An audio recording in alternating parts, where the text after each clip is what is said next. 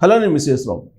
భారత అంతరిక్ష సంస్థ ఇస్రో ఇది భారతదేశానికే ఒక తలమానికం. తెలుగు రాష్ట్రాల్లో ఇది ఒక ప్రత్యేకమైనటువంటి కేంద్రం. ప్రత్యేకించి ఆంధ్రప్రదేశ్కి ఇది ఒక మణిహారం. ఇలాంటి ఇస్రో ఇప్పుడు ఉద్యోగుల్ని కాపాడుకోలేకపోతుంది. దాదాపు 100 నుంచి 120 మంది వరకు సైంటిస్టులు, రకరకాల ఉద్యోగులు రాజీనామా చేశారు గత 1 year నుంచి. దానికి 2 ప్రధాన కారణాలు. ఒకటి, శాలరీస్ తక్కువ ఉండటం. 2, ఈ మధ్యకాలంలో ప్రైవేటు స్టార్టప్స్ని ప్రోత్సహిస్తూ ఉంది కేంద్ర ప్రభుత్వం స్పేస్ టెక్నాలజీ విషయంలో. ప్రత్యేకించి తెలుగు రాష్ట్రాల్లో కూడా స్పేస్ టెక్నాలజీ మీద స్టార్టప్ కంపెనీలు ప్రారంభమయ్యాయి. ఈ స్టార్టప్ కంపెనీల్లో హై శాలరీస్ ఇస్తూ ఉన్నారు.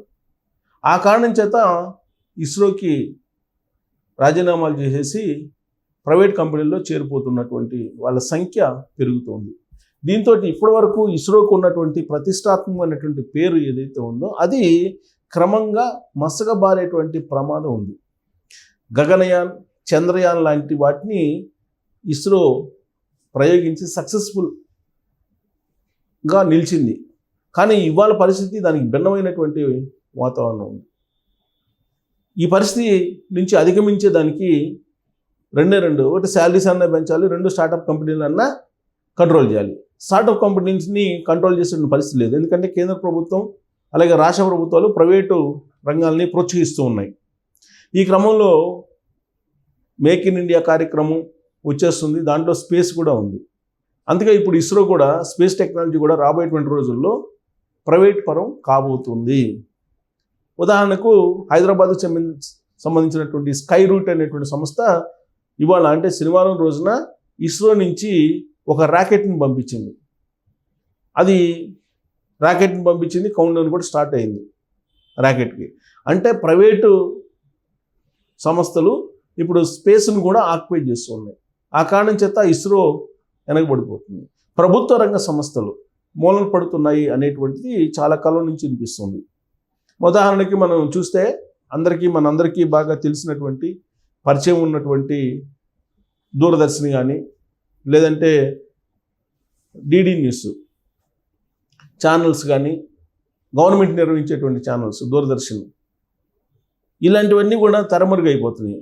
అలాగే మనకి ఆకాశవాణి, ఇవన్నీ కూడా ఎఫ్ఎం రాగానే ఆకాశవాణికి ప్రాధాన్యత తగ్గిపోయింది. దూరదర్శన్కి ప్రైవేట్ ఛానల్స్ రాగానే ప్రాధాన్యత తగ్గిపోయింది. మరి ప్రాధాన్యత ఎందుకు తగ్గిపోతుంది? దానికి కారణం ఏంటి అంటే ప్రైవేటు ఆర్గనైజేషన్స్లో పోటీతత్వం ఉంటుంది, ప్లస్ వర్క్ కల్చర్ ఉంటుంది, ప్లస్ పోటీతత్వంతో పాటు టార్గెట్స్ ఉంటాయి. కానీ అదే పబ్లిక్ రంగ సంస్థలు అయితే కనుక మీకు పోటీతత్వం ఉండదు, శాలరీస్ వస్తూ ఉంటాయి. రాబోయేటువంటి రోజుల్లో జాబును కాపాడుకోవాలి అనేటువంటి ఒక యాంబిషన్ అనేది ఉండదు. ప్రభుత్వ ఉద్యోగం కాబట్టి ఒకసారి ఇస్తే అది కంటిన్యూ అవ్వచ్చు. ఇలాంటివన్నీ కూడా ప్రభుత్వ రంగ సంస్థల్లో ఉంటాయి. సెక్యూరిటీ ఉంటుంది, జాబ్ సెక్యూరిటీ ఉంటుంది.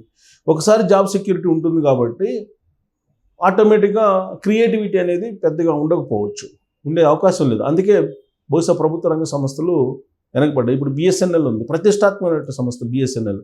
మరి జియో, ఎయిర్టెల్, వోడాఫోన్ ఇవన్నీ కూడా బాగా క్లిక్ అయ్యాయి. మరి బిఎస్ఎన్ఎల్ ఎప్పటి నుంచి ఉంది?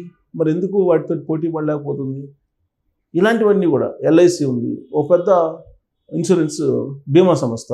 మరి మిగతా ఇప్పుడు వస్తున్నటువంటి బీమా సంస్థలు అన్నీ కూడా ప్రైవేట్ వచ్చేస్తున్నాయి. ఇప్పుడు ఈ ప్రైవేటు సంస్థలు దానికంటే కూడా ఎక్కువగా మార్కెట్ని క్యాప్చర్ చేస్తూ ఉన్నాయి.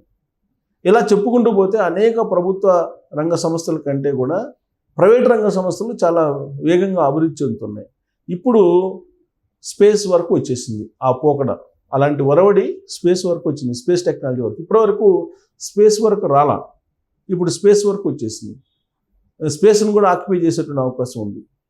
ప్రైవేట్ రంగ సంస్థలు కంప్లీట్గా స్పేస్ని ఆక్యుపై చేయడానికి అవకాశం ఉంది. ఇప్పటివరకు ఇస్రో ఏదైతే చేస్తుందో దానికంటే భిన్నంగా ప్రైవేట్ సంస్థలు చేసేటువంటి అవకాశం ఉంది. అందుకే ఎక్కువ శాలరీస్ ఆఫర్ చేస్తున్నారు, స్టార్టప్ కంపెనీస్ పెట్టారు, ఇన్నోవేషన్కి ప్రయత్నం చేస్తున్నారు. ఈ క్రమంలో ఇస్రో ఆటోమేటిక్గా రాబోయే రోజుల్లో వెనకబడిపోయే అవకాశం ఉంది. మేల్కొని కేంద్ర ప్రభుత్వం ఇమ్మీడియట్గా దాన్ని కనుక మంచి ఎక్స్పర్ట్స్ తోటి మంచి సైంటిస్టులతోటి నింపకపోతే అది మనం ఒక దూరదర్శన్ లాగా ఒక బిఎస్ఎన్ లాగా ఇలా అయిపోయేటువంటి ప్రమాదం కూడా లేకపోలేదు. దీనికి సంబంధించి పూర్తి న్యూస్ చూద్దాం. గత 2 రోజుల నుంచి ఇదే వైరల్ అవుతుంది. ఇస్రో రాజీనామాల సంక్షోభం. గడిచిన కొన్ని నెలల్లో 100కు పైగా సైంటిస్టుల రాజీనామాలు, విఆర్ఎస్లు. భారత అంతరిక్ష పరిశోధన సంస్థ ఇటీవల కాలంలో శాస్త్రజ్ఞుల వరుస రాజీనామాలు, స్వచ్ఛంద పదవి విరమణలతో సతమతమవుతుంది. విశ్వసనీయ వర్గాల సమాచారం ప్రకారం గడిచిన కొన్ని నెలల వ్యవధిలోనే 100 నుంచి 150 మంది దాకా అనుభవజ్ఞులైనటువంటి శాస్త్రవేత్తలు సంస్థ నుంచి నిష్క్రమించారు. వారిలో చాలామంది గగనయాన్, భారతీయ అంతరిక్ష స్టేషన్, చంద్రయాన్ 4 వంటి కీలక మిషన్లలో పనిచేస్తున్న వారు కావడం గమనార్హం. సంస్థను వీడిన వారిలో దాదాపు 80 మంది బెంగళూరులోని యుఆర్ రావ్ శాటిలైట్ సెంటర్ చెందినవారు కాగా 20 మంది తిరువనంతపురంలోని విక్రమ్ సారాభాయ్ స్పేస్ సెంటర్ చెందినవారు. GSLV MK3 project director Victor Joseph T వంటి సీనియర్ సైంటిస్టులు సైతం వీరిలో ఉన్నారు. ఈ వరుస రాజీనామాలు, స్వచ్ఛంద పదవి విరమణలతో అప్రమత్తమైనటువంటి కేంద్ర ప్రభుత్వం గగనయాన్ తదితర కీలక మిషన్లలో భాగస్వాములైన గ్రూప్ ఏ శాస్త్రజ్ఞులు, సాంకేతిక సిబ్బంది ఇచ్చే రాజీనామాలను ఆమోదించవద్దని పేర్కొంటూ జూలై 14న మెమోరాండం జారీ చేసినట్టు సమాచారం. అలాంటి వారి రాజీనామా, స్వచ్ఛంద పదవి విరమణ అభ్యంతరాలన్నింటినీ తుది ఆమోదం నిమిత్తం డిపార్ట్మెంట్ ఆఫ్ స్పేస్కు పంపాలని ఆ మెమోరాండంలో పేర్కొన్నట్టు తెలుస్తుంది. ఇటీవల కాలంలో పెద్ద ఎత్తున శాస్త్రజ్ఞులు సంస్థను వీడి వెళ్లిన విషయాన్ని ఇస్రో చైర్మన్ వి నారాయణన్ కూడా ధృవీకరించారు. అవును, చాలామంది వెళ్తుంటారు, కానీ ఏ సంస్థలోనైనా అది సహజమే. ఇస్రో చేపట్టిన ముఖ్యమైన ప్రాజెక్టులు దెబ్బతినకుండా ఉండేందుకు ఈ చర్య ఇప్పటికీ కూడా ఎవరైనా వెళ్ళే వారి స్థానంలో వేరొకరి బాధ్యతలు తీసుకుంటారు. ఆ విషయంలో మేము తగిన జాగ్రత్తలు తీసుకుంటున్నామని ఆయన పేర్కొన్నారు. ఇక కేవలం పరిపాలనా కారణాల రీత్యానే ఈ మెమోరాండంను పంపినట్టు కేంద్ర స్పేస్ అండ్ టెక్నాలజీ మంత్రి జితేంద్ర సింగ్ తెలిపారు. ఇస్రోలో చాలామంది సిబ్బంది ఉన్నారని, చాలామంది వెళ్తుంటారని, చాలామంది కొత్తగా చేరుతుంటారని ఆయన వ్యాఖ్యానించారు. దాదాపు 14,600 మంది ఉద్యోగులు ఉన్న ఇస్రో నుంచి 100 నుంచి 120 మంది నిష్క్రమించడం అంటే సంఖ్యాపరంగా తక్కువగానే అనిపించవచ్చు. కానీ వారంతా ఇస్రో చేపట్టిన ప్రతిష్టాత్మకమైన ప్రాజెక్టులో భాగమైన వారు కావడమే ఆందోళన కలిగిస్తున్న అంశం. సంస్థ నుంచి వెళ్ళిపోయిన వారిలో మరొకరిని నియమించుకోవచ్చు, కానీ ఎన్నో ఏళ్ళు వారి అనుభవాన్ని భర్తీ చేయడం మాత్రం సవాలే. సంస్థ ఏం చెప్తుందంటే, సహజంగా వేలల్లో ఉన్నటువంటి ఉద్యోగుల్లో 100లో వెళ్ళిపోవడం అనేది కామన్ అని చెప్తున్నారు. కానీ సీనియర్స్ వెళ్ళిపోతే కనుక ఆ అనుభవం మళ్ళీ తీసుకురాలేరు. అయితే జీతాలు ఎక్కువ అంటున్నారు. ఇస్రోలో జరుగుతున్న ఈ నిష్క్రమణలకు 2 ప్రధాన కారణాలు. 1 తక్కువ జీతాలు, 2 ఈ రంగంలో ప్రైవేట్ సంస్థలను ప్రోత్సహించడం. మొదటి కారణం తక్కువ జీతాల విషయానికి వస్తే, అమెరికా అంతరిక్ష సంస్థ నాసాలో శాస్త్రవేత్తల సగటు వార్షిక వేతనం $80,000 నుంచి $1.5 లక్షల దాకా ఉంటుంది. అంటే దాదాపుగా 77 లక్షల నుంచి 1,40,00,000 దాకా ఉంటుంది.